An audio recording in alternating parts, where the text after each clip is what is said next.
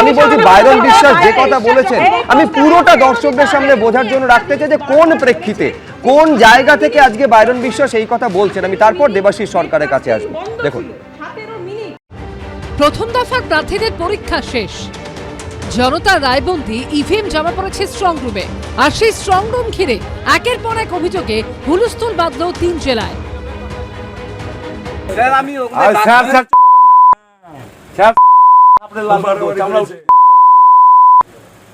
রাজ্য সরকারের বেতন খাবেন, সেন্ট্রাল ফোর্সের চামচাগিরি করছেন, সেন্ট্রাল ফোর্সের চামচাগিরি করছেন আপনি। জঙ্গিপুর পলিটেকনিক কলেজের স্ট্রং রুমের ক্যামেরা দফায় দফায় বন্ধ হয়ে যাওয়ার অভিযোগে এই ভাষাতেই পুলিশকে হুঁশিয়ারি দিতে দেখা গেল সাগর দিঘির তৃণমূল প্রার্থীকে। রাজ্য সরকারের বেতন খাচ্ছেন, রাজ্য সরকারের পুলিশ আপনি, সেন্ট্রাল ফোর্সের দালাল না আপনি। আপনি গেট খুলুন, ইভিএম দেখান। কখনো অশ্রাব্য ভাষায় গালিগালাজ, কখনো হুঁশিয়ারি, তো কখনো হাতে পায়ে ধরার মতো অবস্থা। ভোর রাতে চলল টান টান নাটক।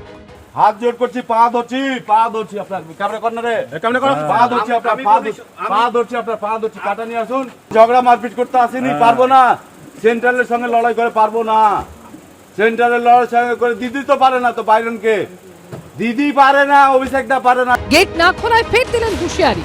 গেটটা খোলেন বলছি, আপনার চাকরি চলে যাবে, বাংলায় থাকতে পারবেন না, দিল্লিতে থাকতে হবে, দিল্লিতে থাকতে হবে, এই চামড়া তুলে দেবো। গোটা ঘটনায় চক্রান্তের ইঙ্গিত করছেন সাগর দিঘির তৃণমূল প্রার্থী। 11:17 17 মিনিট ক্যামেরা অফ, 2 নম্বর 12:20 কিংবা 38-এ কতক্ষণ 20 মিনিট বন্ধ। কারেন্ট পারলে তো পুরো সিস্টেমে কারেন্ট পালাতো। এখন টেকনিক্যাল ফল্ট বলছে না, টেকনিক্যাল ফল্ট না, এটা ওই ফল্ট, দিল্লি ফল্ট। তৃণমূল কংগ্রেসের একজন প্রার্থী কিংবা একজন কর্মী হিসেবে, রাজনৈতিক কর্মী হিসেবে তার যদি রাজনৈতিক ভাষা প্রশাসনিক কর্মকর্তাদের প্রতি এইরকম থাকে, তাহলে এই জিনিস বন্ধ করা দরকার। মানুষ তো এদের বিরুদ্ধেই বিজেপিকে জেতানোর চেষ্টা করছেন, এবং একথা তো ঠিক, বাইরন বিশ্বাস যেগুলো বলছেন সেগুলো বুঝেই বলছেন যে উনি আর থাকবেন না। কোচবিহার পলিটেকনিক কলেজে কোচবিহার উত্তর ও দক্ষিণে স্ট্রং রুম করা হয়েছে। সেখানে একাধিক সিসি ক্যামেরা বন্ধ থাকার অভিযোগে ইতিমধ্যেই কমিশনে নালিশ জানিয়েছেন কোচবিহার দক্ষিণের তৃণমূল প্রার্থী অভিজিৎ দেব ভৌমিক। স্ট্রং রুমের বাইরে বিক্ষোভ দেখায় তৃণমূল।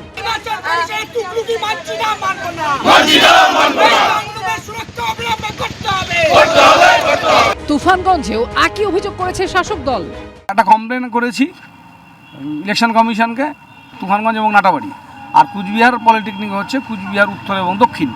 এখানে দেখা যাচ্ছে যে বেশ কয়েকটি ক্যামেরা মনিটরে সেগুলো ডার্ক করে দেওয়া আছে, বন্ধ আছে। তাতে আমাদের সন্দেহ হচ্ছে যে এখানে কোনো কারসাজি হতেই পারে। আমাদের জানানো হয়েছে যে ওটা আমাদের দেখানো হবে। ওই মুহূর্তে ওই স্ট্রং রুমটার পজিশন কী ছিল সেই জায়গাটুকু আমাদের দেখাতে হবে। প্রায় 5 মিনিটের মতন বন্ধ ছিল এবং বিভিন্ন টাইমে। যদি কোনো রকম ফল্ট হয়ে থাকে তারা জানাতে পারেন, প্রশাসনকে জানাতে পারেন, এখানে পদ অবরোধের কী আছে। এবং জানতে পেরেছেন যে কুচবিহারের ফল্ট একদম জিরো তৃণমূল কংগ্রেস। আর এই সমস্ত থেকেই তার ভয় ভীতির জন্য এই সমস্ত কিছু আজব ভিত্তিহীন মন্তব্য করছে। মেদিনীপুর কলেজের স্ট্রং রুমে আবার বিজেপির অভিযোগ, পরিচয়পত্র ছাড়াই এক তৃণমূল কর্মী ভিতরে ঢোকেন। পাল্টা বিজেপির বিরুদ্ধেও জমায়েতের অভিযোগ করে তৃণমূল। স্ট্রং রুম ঘিরে একের পর এক এই অভিযোগ ওঠায় মুখ্য নির্বাচনী আধিকারিকের দাবি সব ইভিএম সুরক্ষিত রয়েছে। ইভিএম মেশিনে জিপিএস ট্র্যাকিং আছে, এবার ফুল ইভিএস ট্র্যাকিং আছে each and every EVM machine. Strong room আছে, ডাবল লক এন্ড কি আছে, বাইরে সব পলিটিক্যাল লিডার, পলিটিক্যাল পার্টি যে ক্যান্ডিডেট আছে ও ওনার এজেন্টে দেখতে পারে 24 ঘন্টা। নির্বাচন কমিশনের বিবৃতিতে বলা হয়েছে প্রতিদিন 2 বার করে স্ট্রং রুম পরিদর্শন করে নিরাপত্তা ব্যবস্থা খতিয়ে দেখবেন রিটার্নিং অফিসাররা। জেলা নির্বাচনী আধিকারিকরা তাদের সদর দফতরের স্ট্রং রুম প্রতিদিন একবার এবং বাইরে থাকা স্ট্রং রুম 3-4 দিনে একবার পরিদর্শন করবেন। রাজীব চৌধুরী, শুভেন্দু ভট্টাচার্য ও অনির্বাণ বিশ্বাসের রিপোর্ট, এবিপি আনন্দ।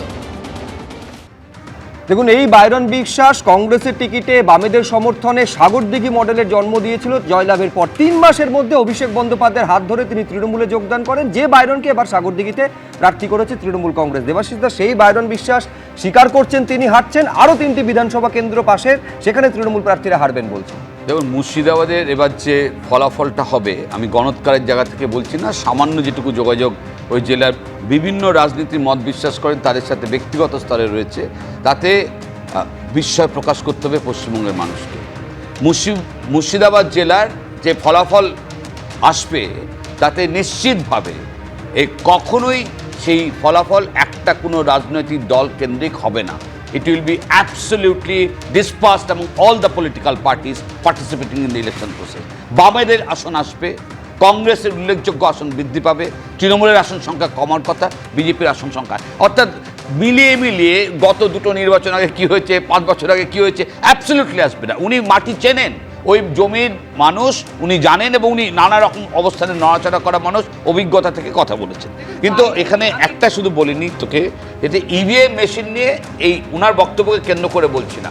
বামপন্থী দল জোটবদ্ধভাবে নির্বাচন কমিশনের কাছে শুধু এবার নয়, ধারাবাহিকভাবে বলে আসছে, এবং পৃথিবীর কোনো সভ্য দেশে, উন্নত দেশে এই নির্বাচন প্রক্রিয়ায় কাগজের ব্যালট পেপার ছাড়াও না, এখানে অবশ্য কাগজের ব্যালট পেপার সব খেয়ে ফেলে আর কি, শাসক দলের অনেক সময় আমরা দেখেছি, সেটা না। অর্থাৎ ব্যালট, এই যে ইভিএম মেশিনকে কেন্দ্র করে কিন্তু একটা অভিযোগ আছে, প্রযুক্তি স্তরে আছে। আমার খেয়াল রাখতে হবে, এখানে তো আমরা আলোচনা করেছি 2016 বিধানসভা নির্বাচনের পর 500 থেকে 5000 ফারাকে 100-র কাছাকাছি আসনের ফলাফল নির্ধারণ হয়েছিল, এবং সে বছর সাংঘাতিকভাবে এই অভিযোগ নির্বাচন কমিশন পর্যন্ত গিয়েছে।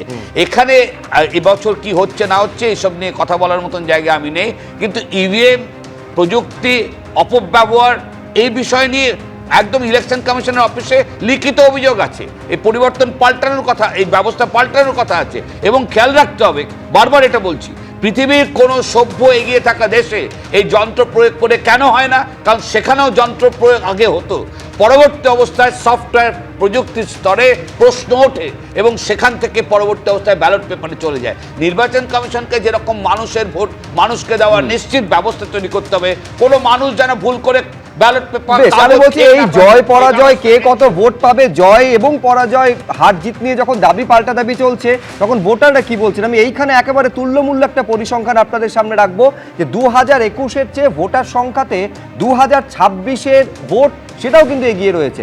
2021-এ 82% যেখানে ভোট পড়েছিল, 10% বেড়েছে ভোট দানের হার, অর্থাৎ 92%।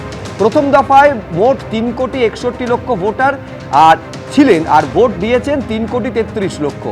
এবিপি আনন্দ, এগিয়ে থাকে, এগিয়ে রাখে।